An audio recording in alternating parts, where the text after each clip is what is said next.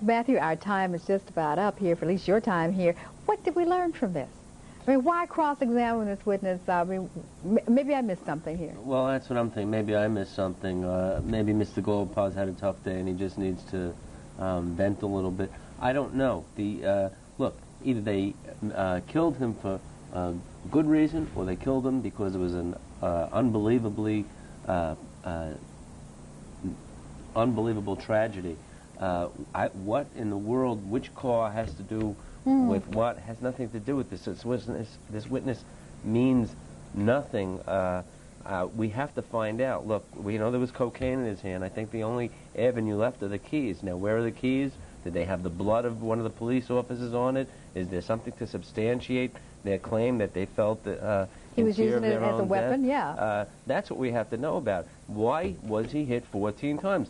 For a legal reason or for an not-legal reason? Everything else is ridiculous. Well, let me ask you this before I let you go here. Mr. Nevers sits in a very awkward situation here. You and I have been talking about that. I mean, the way that table is, if he sits and writes a note to his attorney, he's got his back to both juries there. So he really has to swing around and kind of face them so that I guess he doesn't look disrespectful to them. But that body language that he presents, I mean... He's got a terrible problem, and I don't know if the attorney has made application to the court. There are many times I've argued with the court over where I should sit, where my client should sit. I tried a case in front of a quote-unquote senile judge, and I demanded to switch tables with the prosecution because he was ruling by the table, I felt, and not by the application. And I demanded to sit where the prosecutor sat because I knew that he would rule in my favor just based on the table.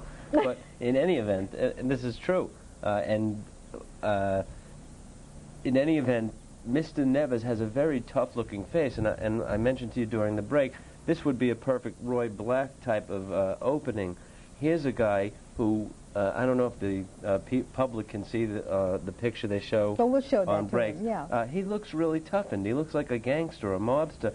But if you would open with the fact that here's a man who's devoted 20 or 30 years of his life to public service, and you explain that he puts his life on the line every time he goes into not only bad neighborhoods like this where crack is being sold, but even in good neighborhoods, and the countless lives he's saved by his commitment to public service, then instead of looking like a monster, he looks like a hero. He's a 50 or 60-year-old guy who's just laid his life on the line hundreds and hundreds of times, and maybe if he's slumped in his chair, it's not because he's disinterested, and it's not because he's angry, and it's not because he's pompous. Maybe he has a bullet lodged somewhere in his back, and he just can't sit straight up. And they haven't developed this. The sympathy isn't there for these police that I've seen, and it's something they're going to have to develop.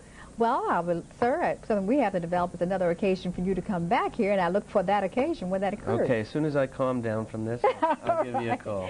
All right, we're going to take a break and come back with a new commentator, and we'll continue our look at what testimony that occurred earlier today. Please stay with us.